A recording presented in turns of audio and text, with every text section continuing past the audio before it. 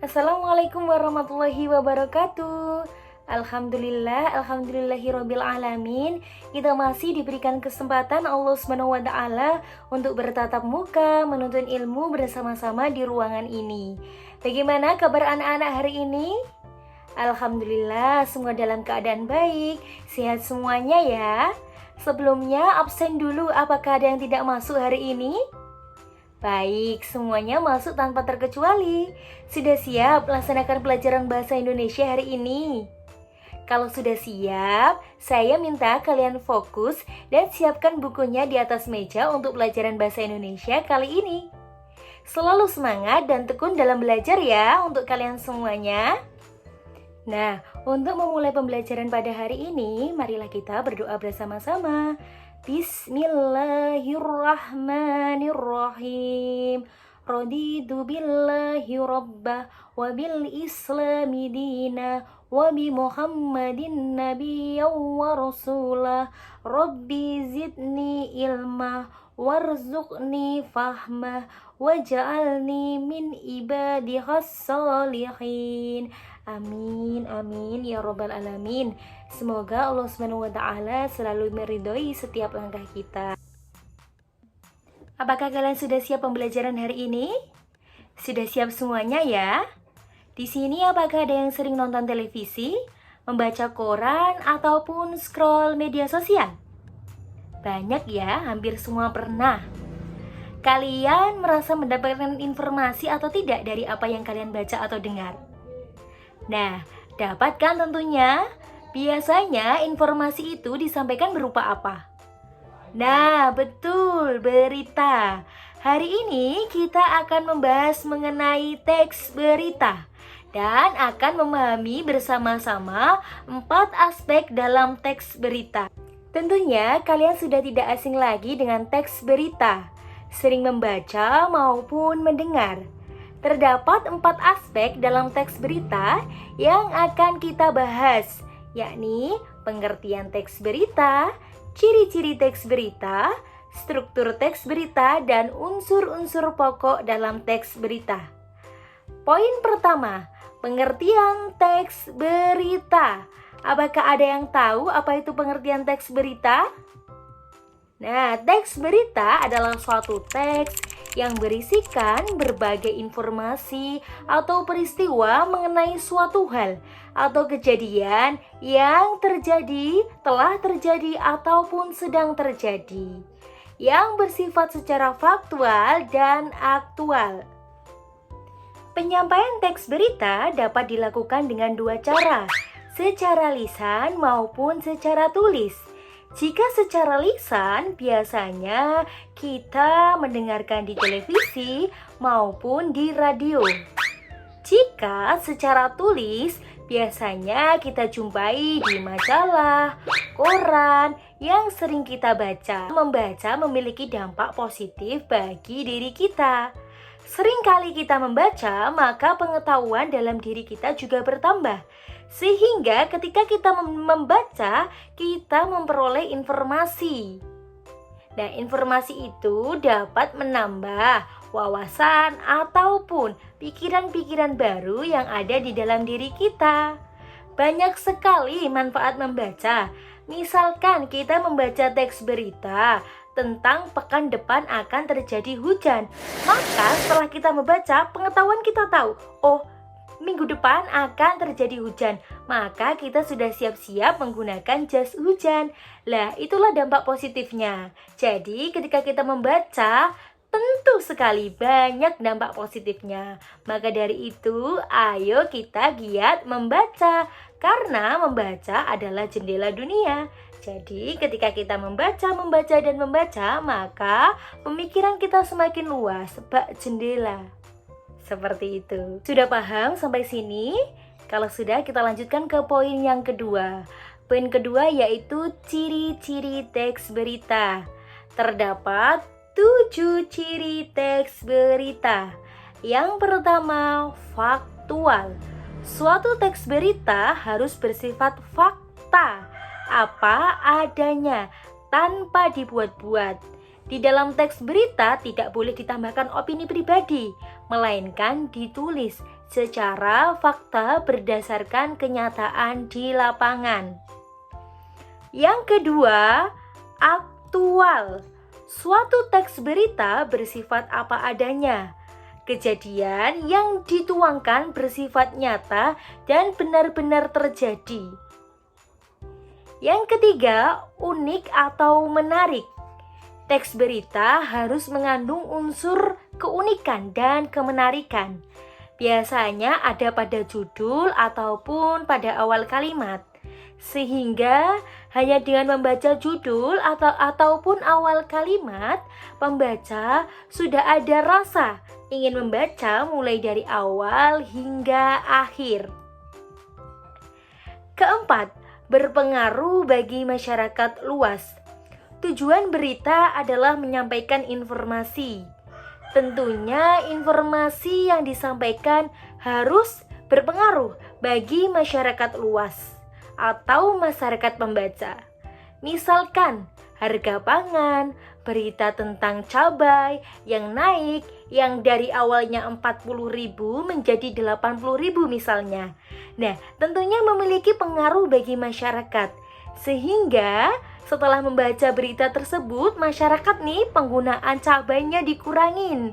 Sehingga mulai menghemat penggunaan cabai, tidak makan pedas-pedas lagi. Sampai sini sudah paham? Kita lanjutkan ke poin yang kelima. Terdapat kronologi kejadian. Poin yang kelima adalah terdapat waktu dan kronologi kejadian. Waktunya jelas. Misalkan pada hari Selasa 24 November 2023 terjadi kebakaran di Sendang Harjo. Nah, ada waktunya, yakni pada Selasa terjadi kebakaran, ada waktu dan kronologi kejadian. Kebakaran tersebut disebabkan akibat arus listrik. Nah, jadi jelas waktu dan kronologi kejadiannya. Yang keenam, bersifat objektif. Artinya, berita yang dibuat harus selaras dengan kenyataan, berupa konteks peristiwa secara keseluruhan dan tidak dipotong-potong. Jadi berita tersebut sesuai sehingga menghindari hoaks. Nah, maka teks berita harus objektif, tidak boleh dipotong-potong agar jika dibaca pembaca sesuai dengan apa yang terjadi di lapangan. Yang ketujuh, menggunakan bahasa baku. Suatu teks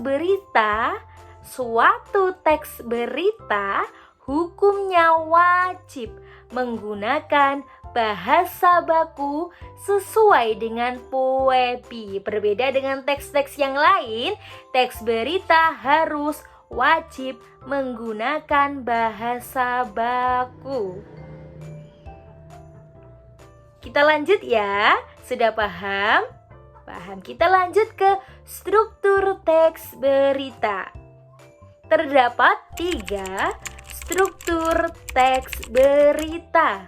Yang pertama, orientasi. Yang kedua, peristiwa. Yang ketiga, sumber berita. Akan kita deskripsikan bersama-sama satu-satu per poin ya. Orientasi. Orientasi adalah pembuka dari suatu peristiwa yang diberitakan. Biasanya diceritakan di awal kalimat tentang peristiwa yang terjadi. Nah, di awal kalimat itu ada orientasi, penjelasan tentang peristiwa yang terjadi. Sudah paham? Yang kedua, peristiwa. Kejadian mulai dari awal hingga akhir dari fakta lapangan. Jadi peristiwanya runtut, jelas, terstruktur dari awal hingga akhir. Yang ketiga, sumber berita. Biasanya dituliskan di bawah. Sumber beritanya dari iNews, CNN Indonesia, dan lain sebagainya. Selanjutnya kita membahas mengenai unsur-unsur pokok dalam teks berita.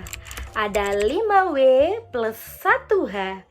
Yang pertama, what, apa, wo, siapa, why, mengapa, when, kapan, where, di mana, how, bagaimana. Nah, kita akan berikan deskripsi dan contoh per poin. Yang pertama, what, apa. Misalkan, apa yang sedang terjadi? Kebakaran. Kemudian, wo, siapa saja yang terlibat? Misalkan, dua orang perempuan yang sedang memasak. Why, mengapa? Mengapa hal itu bisa terjadi? Mengapa kebakaran itu bisa terjadi? Dikarenakan gas yang meletup. Nah, when, kapan peristiwa itu terjadi?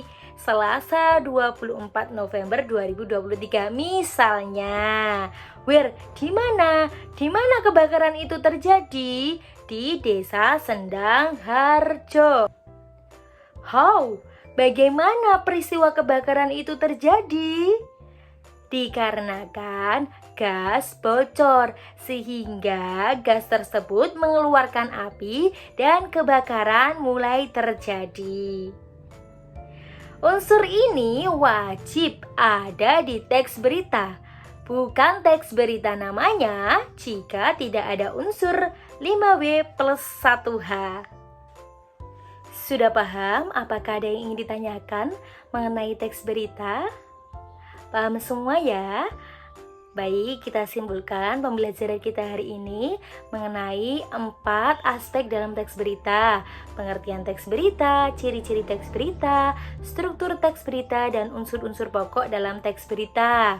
Pengertian teks berita adalah suatu teks yang berisikan informasi ataupun peristiwa mengenai suatu hal atau kejadian yang sedang terjadi ataupun telah terjadi secara faktual dan aktual. Terdapat ciri-ciri teks berita ada 7. Yang pertama, faktual, aktual, unik, menarik, berpengaruh bagi masyarakat luas, terdapat kronologi kejadian, objektif, menggunakan bahasa baku. Kemudian, struktur teks berita ada 3, orientasi, peristiwa, sumber berita. Yang terakhir, unsur-unsur pokok dalam teks berita 5W 1H. Nah, sudah paham kan semuanya? Baik, terima kasih. Semoga pembelajaran pada kali ini bisa memberikan kebermanfaatan bagi kita semua, menambah ilmu tentang teks berita. Alhamdulillahirabbil alamin. Pembelajaran pada hari ini telah selesai. Kalian jangan lupa belajar. Ingat apa yang kita pelajari hari ini, yakni 4 unsur pokok dalam teks berita. Nah, jadi nanti ketika ulangan tiba kalian sudah tidak bingung ataupun pusing-pusing lagi. Selamat belajar, jangan lupa terus belajar, semangat belajar. Apabila saya ada salah, saya meminta maaf. Oleh karena itu, saya akhiri. Wassalamualaikum warahmatullahi wabarakatuh.